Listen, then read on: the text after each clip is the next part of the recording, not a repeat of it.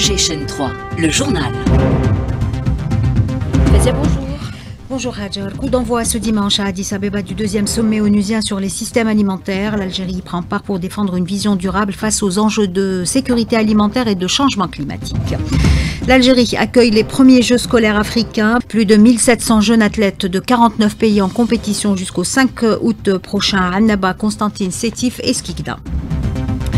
L'Algérie convoque de nouveau le chargé d'affaires français en raison de blocages sur les valises diplomatiques algériennes. Alger applique immédiatement la réciprocité et retire les accès spéciaux accordés à l'ambassade de France. Partenariat algéro-italien, un centre de formation agricole bientôt à Sidi Bel Abbès. Une délégation italienne s'est déjà rendue sur place pour lancer le projet. Face à la surproduction d'œufs, leur transformation en poudre reste la solution idoine pour mieux les conserver et éviter le gaspillage. Sport, championnat arabe des nations de basketball, belle entame du 5 national qui a battu le champion d'Afrique en titre, la Tunisie, 86-81. Les Verts jouent cet après-midi face aux Émirats arabes unis. Madame, Monsieur, bonjour et bienvenue dans cette édition. La capitale éthiopienne, Addis Abeba, accueille à partir d'aujourd'hui le deuxième sommet de l'ONU sur les systèmes alimentaires. Chargé par le président de la République, le ministre du Commerce extérieur, Kamel Rizk, y prend part aux côtés de nombreux responsables et experts du monde entier. Cette participation s'inscrit dans le cadre de l'engagement de l'Algérie à soutenir les efforts internationaux pour bâtir des systèmes durables et équitables face aux défis liés à la sécurité alimentaire, au changement climatique et aux mutations économiques mondiales. L'Algérie confirme son rôle central dans le développement économique du continent. À quelques semaines de la tenue à Alger de la foire commerciale intra-africaine, la Banque africaine d'import-export salue l'engagement de l'Algérie dans la mise en œuvre de la ZLECAf. Troisième économie du continent, l'Algérie est perçue comme un levier stratégique grâce à son potentiel dans les secteurs clés comme l'agriculture, les mines ou encore les start-up. L'Algérie qui accueille jusqu'au 5 août prochain les premiers Jeux scolaires africains. La compétition se déroulera à Annaba, Constantine, Sétif et Skikda. Ces joutes qui réunissent plus de 1700 jeunes athlètes venus de 49 pays africains ont pour objectif de promouvoir le sport scolaire et renforcer les échanges entre les jeunesses du continent. La cérémonie d'ouverture s'est déroulée hier soir à Annaba, en présence des ministres des Sports, de la Jeunesse, de l'Éducation nationale et des membres du comité olympique et sportif. Dans son intervention, le ministre des Sports a mis en avant l'engagement du président de la République à promouvoir le sport scolaire. On écoute Walid Sadi. C'est une grande fierté pour l'Algérie d'accueillir cette première édition des Jeux scolaires africains, preuve de son engagement vers le continent. Un engagement qui s'est concrétisé grâce au patronage du président de la République, Abdelmadjid Tebboune, qui œuvre à consolider l'activité sportive dans la société et ce depuis l'école. Les tensions diplomatiques entre Alger et Paris montent d'un cran. Le chargé d'affaires de l'ambassade de France en Algérie, de nouveau convoqué par le ministère des Affaires étrangères, en cause des blocages persistants en France concernant l'envoi et la récupération des valises diplomatiques algériennes. Réaction immédiate d'Alger qui applique la réciprocité. Soraya Orzlen. Initialement limitée à l'ambassade d'Algérie en France, ces entraves viennent d'être étendues au poste consulaire algérien, en dépit de l'engagement pris par le Quai d'Orsay de faire en sorte que cette mesure soit reconsidérée. Devant l'entêtement de Paris et surtout la récidive des autorités françaises à violer le droit international et plus particulièrement la Convention de Vienne, Alger réplique en stricte application du principe de la réciprocité.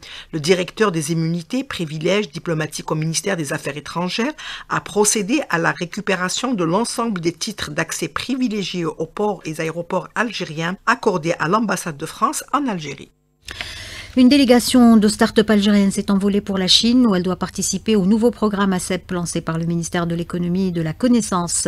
Ce programme vise à soutenir l'expansion internationale des jeunes entreprises algériennes à travers 3 grandes destinations de l'innovation, en l'occurrence la Chine, les États-Unis et la Corée du Sud. L'objectif étant d'explorer de nouveaux marchés, attirer des investissements et créer des partenariats internationaux. Direction Sidi Bel Abbès où un centre de formation agricole, fruit d'un partenariat entre l'Algérie et l'Italie, verra bientôt le jour.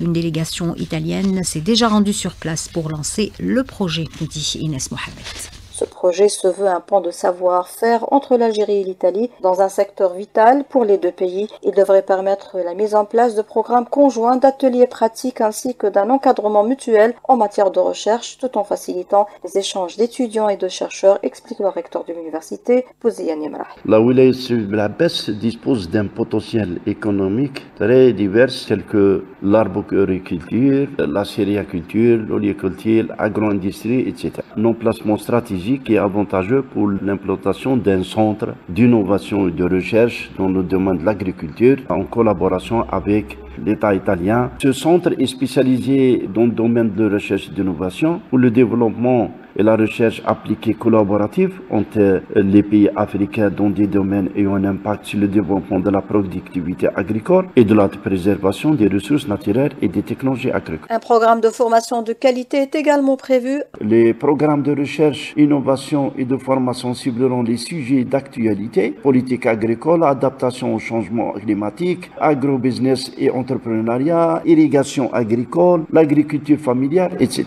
L'Institut des sciences agronomiques va contribuer dans la création de ce centre à travers les compétences et aussi les moyens dont il dispose actuellement. De Sidi Blabès, Inès Mohamed pour Alger Chaîne 3.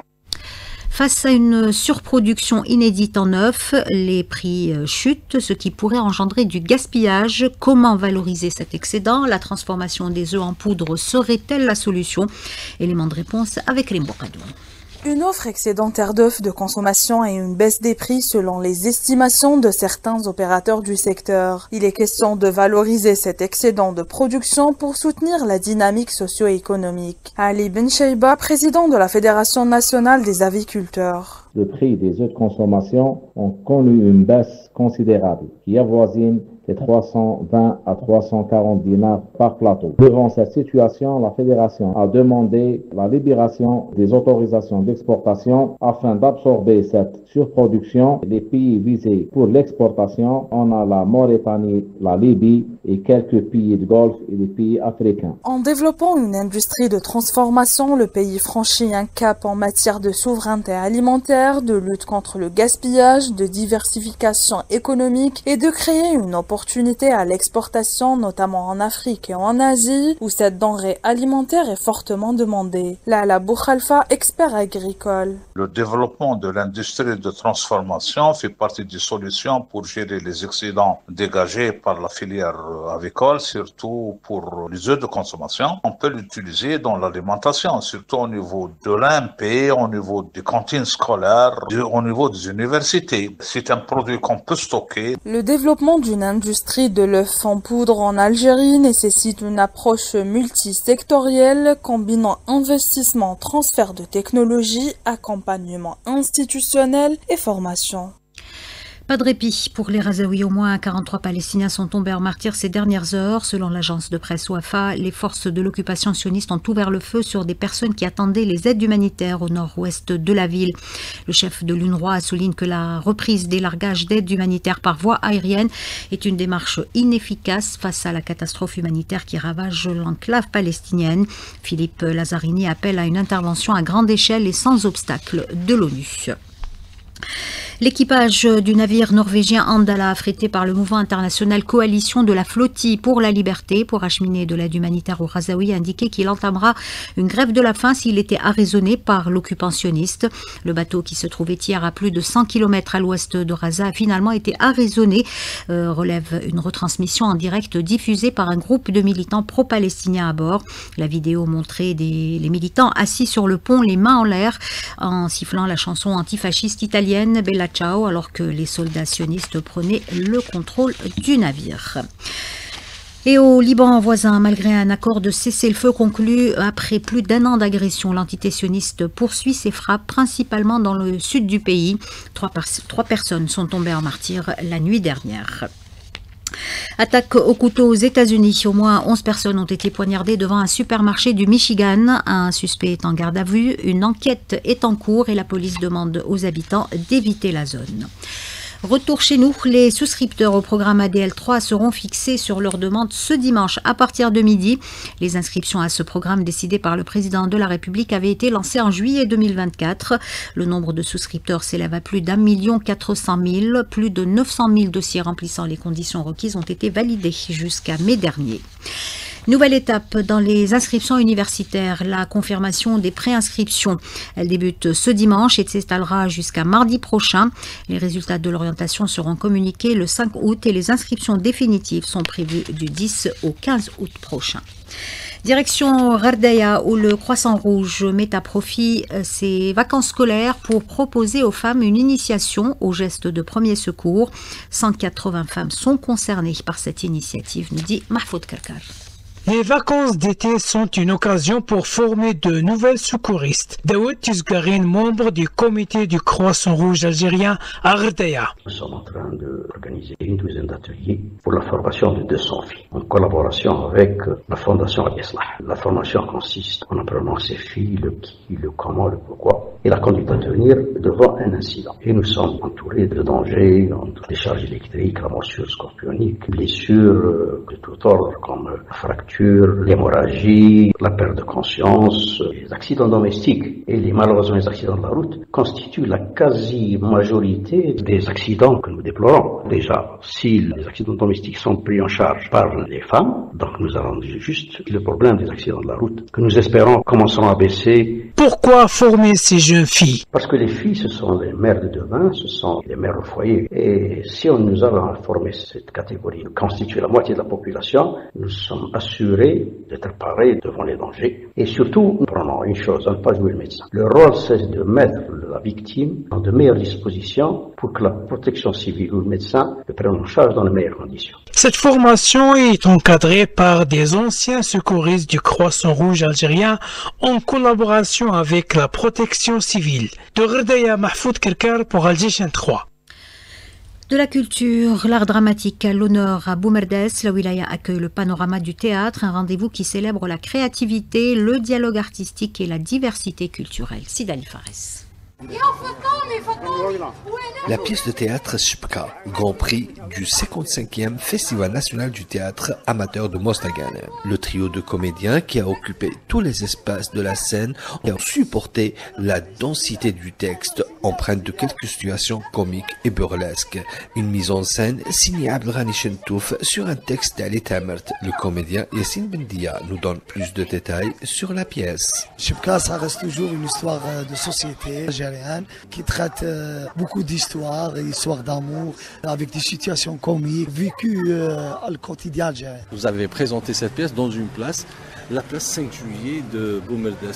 Premièrement, c'est un défi de jouer ce spectacle en plein air avec un autre public, un public un peu différent de le public théâtral. Un public familial nombreux pour apprécier la pièce Shibka. عجبتني واني حاب دائما يديروا هذه التظاهرات باش الناس تثقف في المسرح. داروا لومبيونس هايله. صافي لونطون عندنا بزاف الصوالح كيما هذو في التسعينات كان يجي الخضر بوخارس وحامد عاشوري في سونتر كيما المادور يديروا مسرحيات. حاله مسرحيه شابين ملي كان الشباب بزاف عجبني هذا المهرجان بزاف مليح ندو منه العبر التمثيل كان واو رائع بزاف عجبني. Aujourd'hui, vous avez rendez-vous à la place du 5 juillet de Boumerdes avec la pièce Qui est ou la baisse dans le cadre des journées du panorama du théâtre de Boumerdes.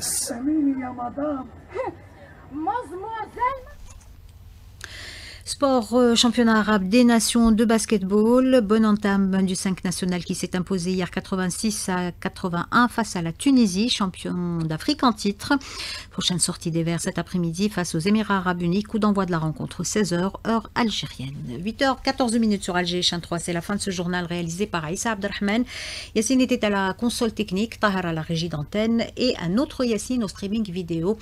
Le point météo complet, c'est tout de suite avec Hajar Messoudi.